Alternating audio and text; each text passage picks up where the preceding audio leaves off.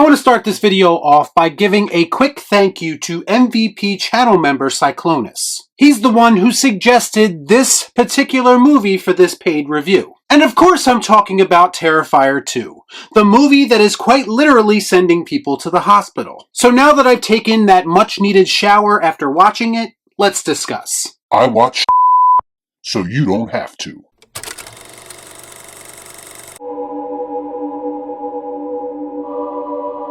You have the luxury of not knowing what I know. Before I get started, I'd like to kindly ask that you hit the like button, and please subscribe to the channel for more content just like this. All I'm offering is the truth, nothing more.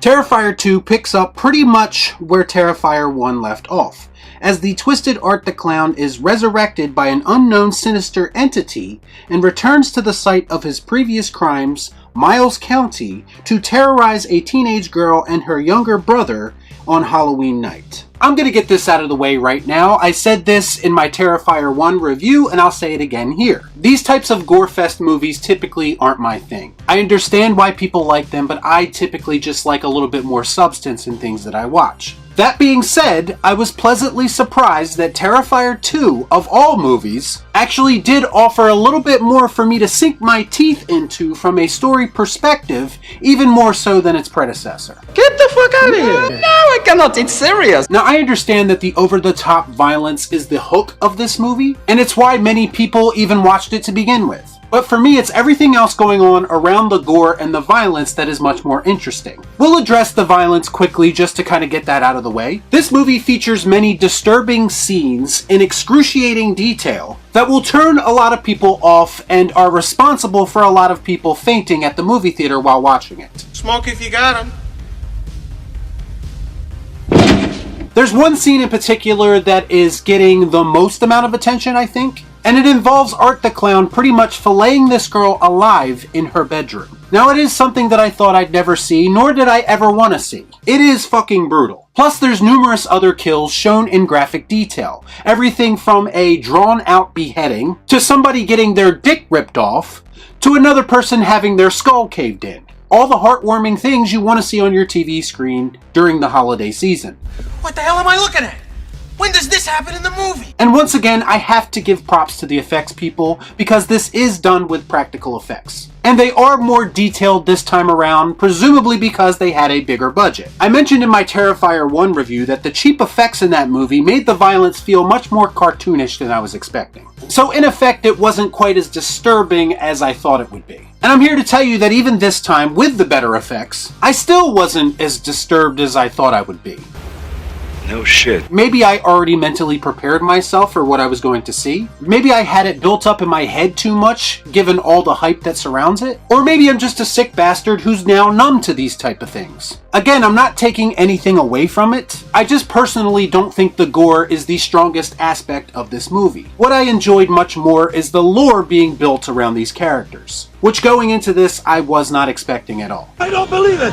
First, we have Art interacting and possibly being influenced by the Pale Girl, an entity that comes in the form of a young girl who dresses in clown garb similar to Art. And again, similar to Art, there is something very unsettling about her appearance. Killer clowns always do the trick, what can I say? And there's some mystery around the Pale Girl as well, because some people can see her and some people can't. So that added a little bit of intrigue to this seemingly random introduction to this story. Oh my god, what the fuck is going on? Enter the two leads of the story being Sienna and her younger brother Jonathan. And Jonathan already has a somewhat unhealthy obsession with Art the Clown. Another idea that's introduced into this movie is that Art the Clown is somewhat of a local celebrity or urban legend now, after his brutal murdering spree 1 year earlier. So people are dressing like him or wanting to dress like him for Halloween, so it's pretty easy for him to walk about and not really cause any kind of suspicion. Similar to Michael Myers on Halloween night, for instance. Purely and simply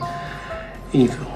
Anyway, Jonathan and Sienna eventually are getting stalked and tormented by Art the Clown and the Pale Girl. And you aren't really sure why, but later it is revealed that this connection runs a bit deeper. Sienna in particular was the highlight of this movie for me. She seems like a relatively normal girl at first. She's dealing with the sudden loss of her father, she's dealing with the unstable nature of her mother, and she's also kind of looking over her younger brother, and she's juggling all of these things, and all she really wants to do is be a teenager and have fun at a Halloween party. I mean, who can't relate to that? You son of a bitch! I'm in!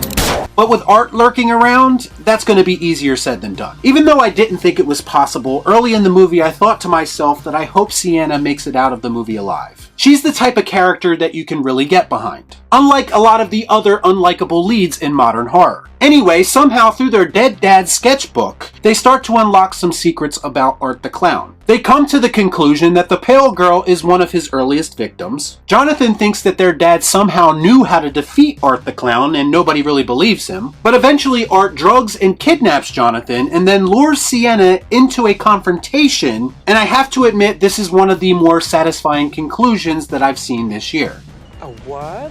A battle ensues where Sienna and Jonathan both take turns pretty much killing Art several times, only to have him keep coming back. Eventually, Art kills Sienna with her father's sword that she was using as part of her costume. But then, in a twist that I honestly didn't see coming, she is mysteriously resurrected and ends up decapitating Art with that very same sword. And at this point, I was questioning everything. I was questioning whether or not I missed something. Or was all of this left somewhat ambiguous to build intrigue for the story moving forward? But whatever was going on here, it was so out there and so out of left field that I couldn't help but enjoy it. It was an ending that I honestly didn't see coming. You didn't see that coming?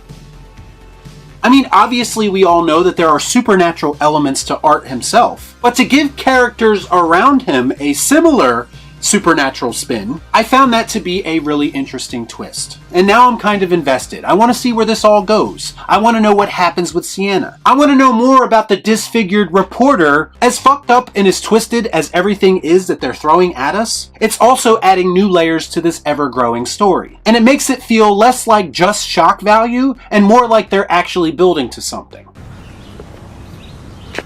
That makes sense. And what do I say all the time about modern movies? By the time I sit down to watch them, I already feel like I know exactly what's going to happen, and usually I'm right. And typically I'm not left with this feeling of wanting to see more. And Terrifier 2 sets itself apart from everything else by doing just that. Yes, it was done in a form of unconventional storytelling, but contrary to popular belief, I don't need everything to be Shakespeare in order for me to enjoy it. I just need something that entertains me and doesn't insult my intelligence in the process. Fuck me, right? And hats off to the creators for pulling that off in something that could easily be written off as just a gimmick type movie. Now, I don't think this is something that I'm going to have on standby for constant rewatches, because a lot of it is pretty rough to sit through. And those moments do wear on you, and it does feel like you're being beaten to death in the process. But in a way, that's what horror is supposed to do. It's supposed to shake you to your core. And on a very extreme level, Terrifier 2 does just that. I have to give them some credit for taking some chances with this story and not just relying on the shock value stuff, even though it is there. I'm putting my bias aside for not liking these types of movies, typically, and accepting this movie for what I viewed it as. In fact, I think if they toned down the violence, which I don't expect them to do, and I'm sure nobody wants them to, I think this would still be a memorable movie. And to me, that's the highest compliment I could give it. And that's why I'm going to give Terrifier 2 the pleased Palpatine. Good. Good. Y'all be cool. Shut up.